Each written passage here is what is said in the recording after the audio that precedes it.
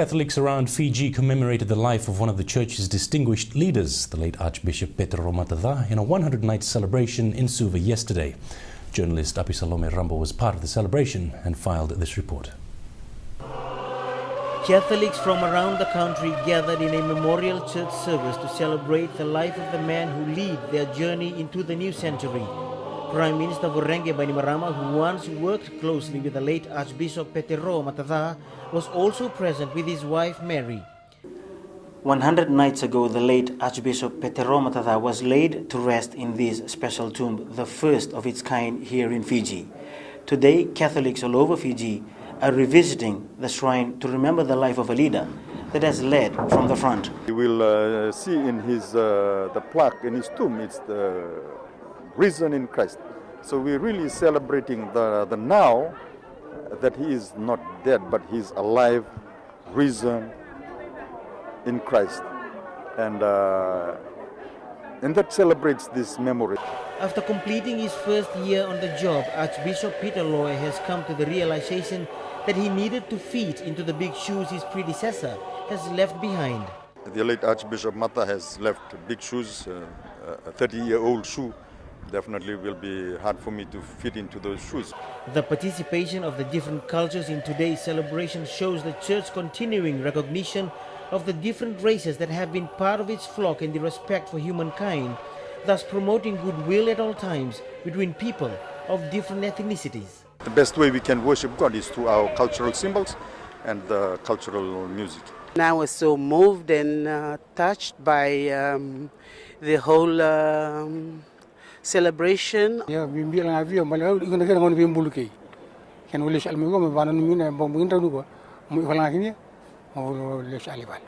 Catholics all over Fiji are gathered here at the St. Anne's School Ground to celebrate the life of the late Archbishop Petero Matadha, who has passed on to eternal glory 100 nights ago. A celebration befitting the life of a leader that has led the church through thick and thin during a turbulent socio-political history of our nation with an attitude of servanthood. Apisalam Rambo, FJ1 News.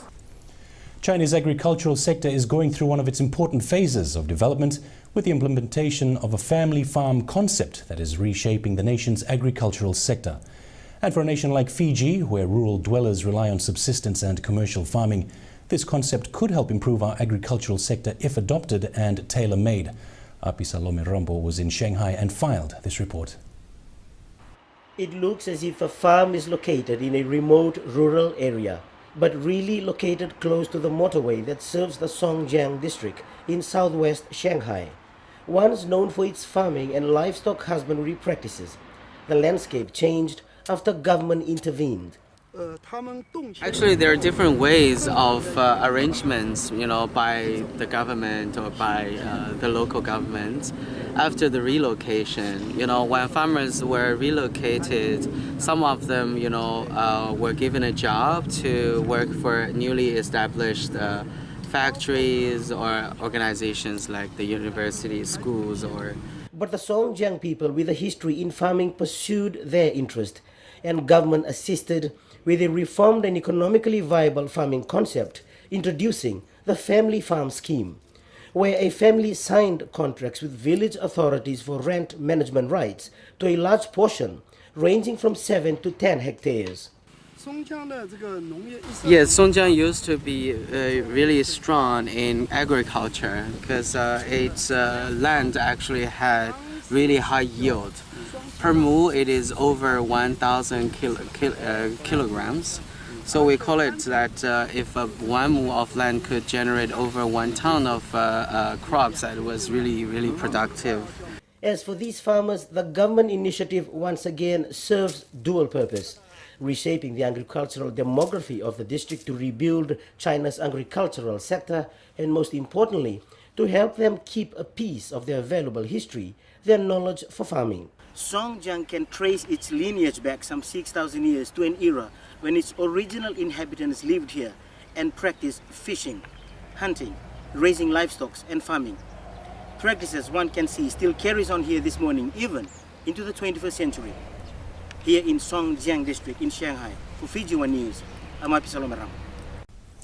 As a developing country, Fiji will need to open its eyes and look for viable concepts of development similar to that of developing countries in the world.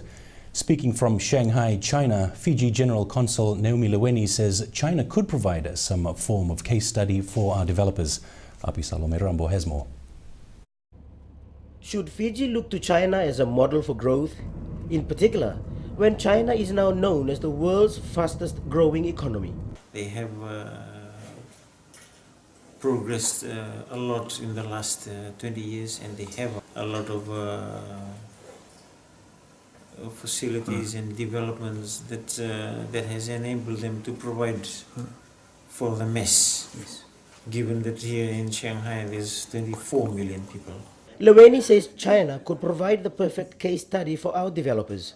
And you can just imagine the amount of electricity and water consumption. So they have the capabilities to provide. And I know we have had engineers come over to China to learn from them.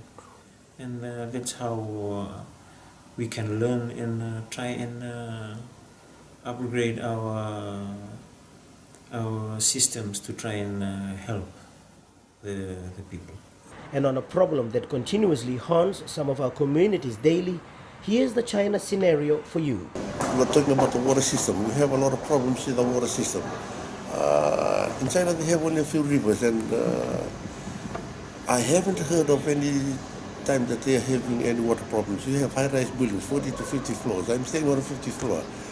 And there's no problem. I was asking the hotel owners, and they said they haven't faced any problem as such. And with all the roads and state-of-the-art public facilities that contributes to the efficiency of traveling, China does have some pointers. The road networks, I suggested the LTAs, if they could come and study their road network. It's quite simple. With a population of 23 million in Shanghai, I've been traveling around for the last 2 days, and I couldn't see any queue like we used to have back at home. Both Leweni and Suliano are grateful Fiji has established good relations with the Chinese government. Api Salome Rambo, FJ1 News. 10 months from the day 4 students from the Lami area first went to New Zealand, the much anticipated New Zealand high-tech youth studio is finally ready to serve youths of the area. In a fast-moving tech-savvy world, the students will be exposed to some of the latest state-of-the-art facilities, allowing them to unleash their creativity and talents.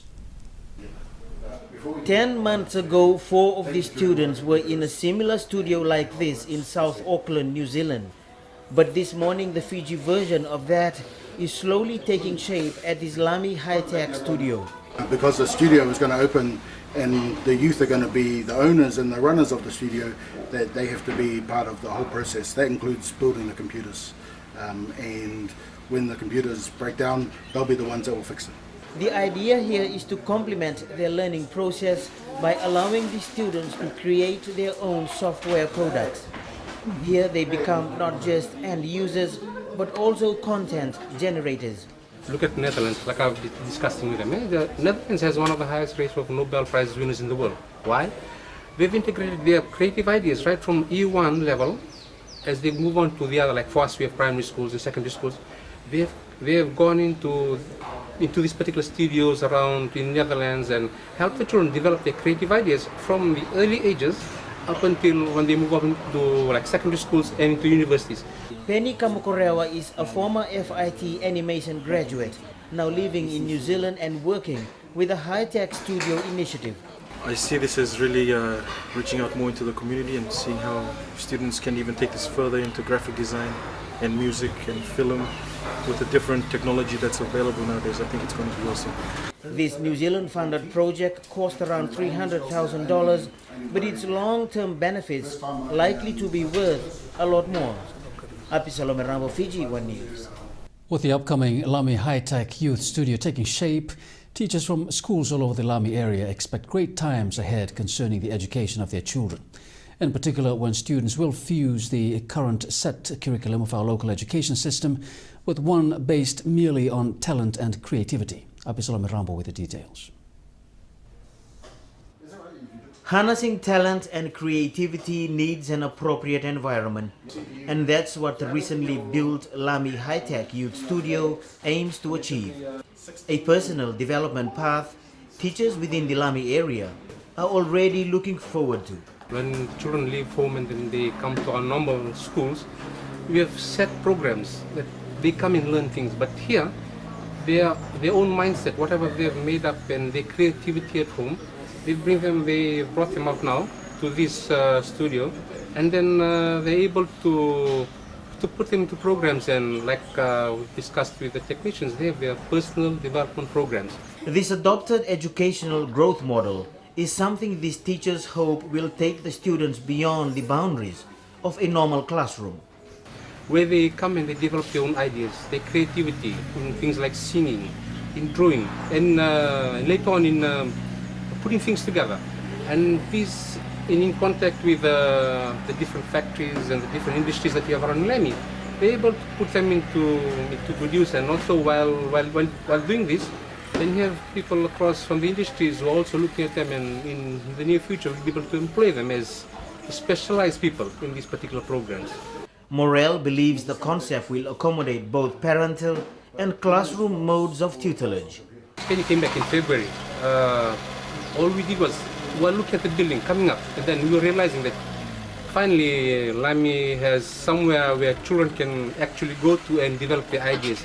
When down here in Lamy Town, when we have these particular cafes, these internet cafes, the children are just left on their own, and then they just go into other things like Facebook and tweeting and things like that. But when they come here, they're able to develop that creative idea that they have formed from their home with the help of their parents.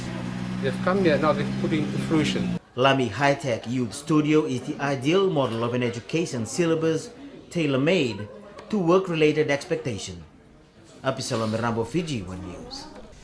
A New Zealand government funding agency is closely monitoring the construction of a high-tech youth studio in Lamy outside Suva. Apisalam Rambo reports the facility is being constructed at a cost close to $1 million.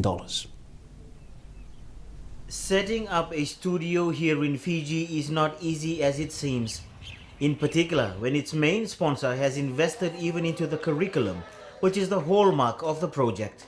Obviously, there's been a big investment by the New Zealand government through the Foreign Affairs into this project, and they see it as a showcase project for ways to enable the talent and the opportunities. Mill says it's all about tapping into an untapped reservoir of knowledge available locally. Really to unleash the potential of the kids around creativity, innovation, engineering, science, and all of those things that traditionally as Pacific Islanders we're very good at. And New Zealand is letting its intention known as it has invested a substantive amount into the much anticipated project. So it's about 900,000 over the course of 5 years. So it includes the building of the studio, the equipment, and staffing. For them, introducing 4 students in the beginning of the year to a similar South Auckland-based studio has paid off. You're really seeing the excitement that they had in New Zealand just translate not just across themselves, but that excitement has infected other kids, and they're bringing in kids, and we've seen today about 6 new kids. The Lamy High-Tech Youth Studio will be officially opened in early 2015. Apisalam Rambo, FJ1 News. The Fiji Teachers Union is concerned with the scaling of examination marks, saying parents had previously complained to the Human Rights Commission, alleging their children had been marked down because of such a process.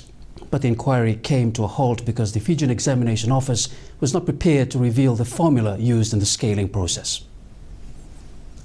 The scaling of marks has always been used in external examinations. However, the question has always been, what are the objectives of having such a system in place? It was actually taken up through the Human Rights Commission because there had been allegations made by parents of bright students in those days that the scaling of marks was unduly disadvantaging those who were high achievers. Singh says the allegation surfaced when students compared their high internal examination marks with their scaled external examination grades. When we asked for this exercise to be conducted by the Human Rights Commission, it was done, and the exams office then was not prepared to reveal the formula that was being used. That is the question we have all been asking, and we are not, that has been kept a secret all the time. We are not aware of the formula, despite asking on numerous occasions. There may be a reason. Singh gave a simple outline of what an achievement should be measured against. Our true achievement is what we actually, as the minister has said, the body of knowledge that any student has actually attained is determined by his or her achievement. Singh says the point of contention in the issue really is whether high achievers have been disadvantaged by a system meant to level the academic playing field. Apisalome Rambo, FJ1 News. Although the fight for freedom for West Papua is far from our shores, a group of local supporters have shown their solidarity towards the West Papuan cause. A vigil with a special flag-raising ceremony was held this morning by local supporters. Apisalome Rambo has more. West Papua. Merdeka! Their voices loud and clear as the West Papuans takes form here. Well, today is part of the global action for raising the Morning Star, the symbol of West Papua. In West Papua, to raise this flag would almost mean a death sentence, and has done for many people. And it is just a way of those of us in Fiji showing our solidarity with the people for West Papua. Bhagwan says, small as it seems, they have the support of the Fiji Council of Churches, Pacific Conference of Churches, and the Methodist Church. This is something I think that people start to accept in this current situation. It's very important that we understand, of course, that the issue of West Papua, Tana Papua, is a very wide, broad spectrum issue. It is about self-determination in the fullest sense in terms of political independence, but also economic, educational, healthcare, and the struggle of the people of Tana Papua, or West Papua as they're more commonly known. Bhagwan says the cause is now building momentum. And we are very happy to support our young people of Fiji who are aware of the situation and willing to raise more awareness by doing this event. So we're very happy to be part of the Peace Vigil and be with them as they raise this flag.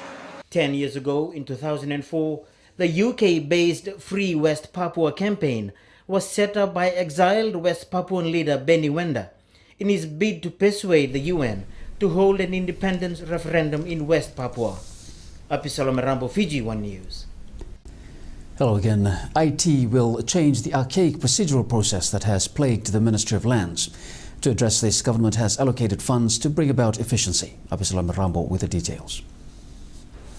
Referring to the public consultation held over the weekend, Minister for Lands and Mineral Resources Mereseini Vuniwanga says certainty of processes within her ministry and delays in application process held precedence over other issues. I'm thankful that there is a budget for technology in our budget for next year to possibly start a platform which would lead towards the addressing of the issues that were raised on a technological level. Lease grants were also highlighted in the consultation process. Our working with other stakeholders in relation to the granting of leases on state land, to that end, what that came out in public consultations on Monday was the need to work with our counterparts, the TLTV, the Department of Environment, Director of Town and Country Planning. These are all necessary stakeholders in an application. Vuniwanga says as part of the planned reform, the ministry is looking at ways of communicating effectively with relevant stakeholders. As I speak, there are already memoranda of understanding which have been drafted and will be further vetted by the respective stakeholders with the ultimate aim of setting up this interagency. Vuniwanga says an effective IT system will bring about efficiency. Apisalome Rambo, FJ1 News. The Fiji Mahogany Trust has not signed contracts operating under the provisions of the current Mahogany Decree, alleging clauses in contrast with the National Harvesting Code of Practice. Apisalome Rambo has the details. The Fiji Mahogany Trust determined to address the plight of landowners. Especially when you consider that a hectare of mahogany is leased for $10 per hectare, whereas the value of mahogany on the land is much more than that. It's criminal, and unfortunately people are people, and they start asking questions, and the truth, they're starting to ask questions that affect the truth, and they try to find out where the truth is. Balenrokanroka says the introduced decree has clauses that do not fully address issues pertaining to the rights of landowners. How they get it out and the damage that is done, they don't care. And that is what Mahogany Trust, Fiji Mahogany Trust, is adamant that it will not happen again in the future, even though it's happened in the last 3 stations that have been harvested, which include Nambotini, Ngaloa and Nukurua. Balenrokanroka gave an example about their concern. If you see the contracts on road building, which is done before harvesting, Fiji Hardwood is paying $3,000 a kilometer. To do a reasonable road that carries heavy logs into a forest, you need more than $20,000 a kilometer. Balenrokanroka says apart from its cost, roads that run into mahogany forests should be made according to standards that suit graders and skidders. We've highlighted this issue in the media, and we intend to take it to the Mahogany Industry Council so that contracts are done according to a standard practice, such as the National Forest Code of Practice, a harvesting code of practice. The Fiji Mahogany Industry Decree was passed in 2010. Apisalome Rambo, FJ1 News. The Immigration Department has confirmed that its passport issuing machine is not operational, and a specialist is in the country to help them get back to full operation. Director Immigration Nemani Vuniwanga admits his department has been trying to address technical glitches since last week. The problem was not anticipated. It was not instigated from within. It came as a result of a software issue, and as such, we need the right people, the technicians.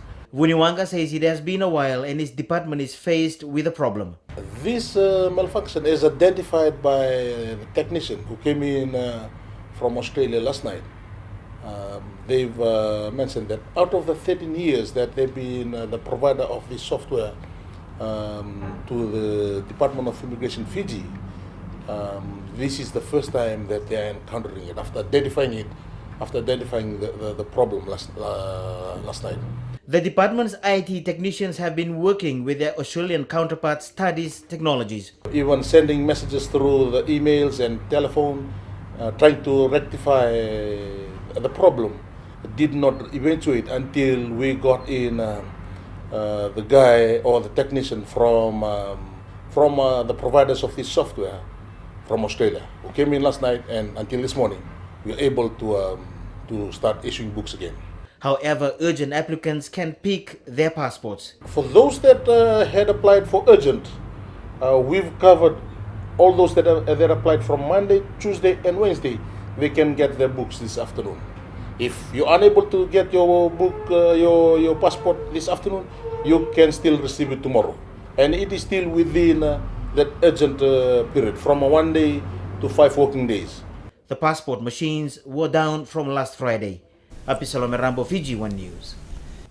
The Department of Immigration has today resumed its normal operations in the issuing of passports.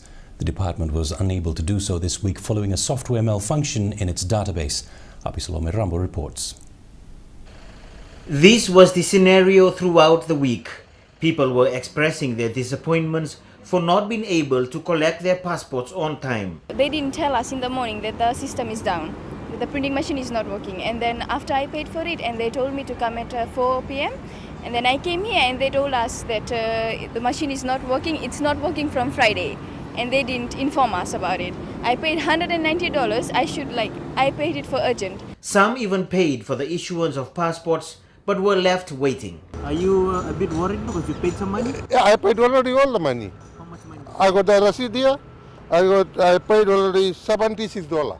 The receipt is here. So I want immediately I want the passport because I want to go for the Christmas somewhere. However, Director Immigration Nemani Vuniwanga assuring people that this issue will very soon be a thing of the past. The issuance of a passport not only borders on just the receiving money and processing. For all the services that are being provided, it comes at a cost. That's why we need to pay a fee. And there's a timeline in place for us to process that passport according to the money being paid. Vuniwanga added this technical glitch does not necessarily affect all customers. For those that are paying $76, the working day, the working period for the processing of those books is still 5 working days. But for those that have paid $190 for 1 day processing, it is basically for 1 day. But in the past 3 days, we could not process and issue books that were applied for a 1 day or an urgent purposes.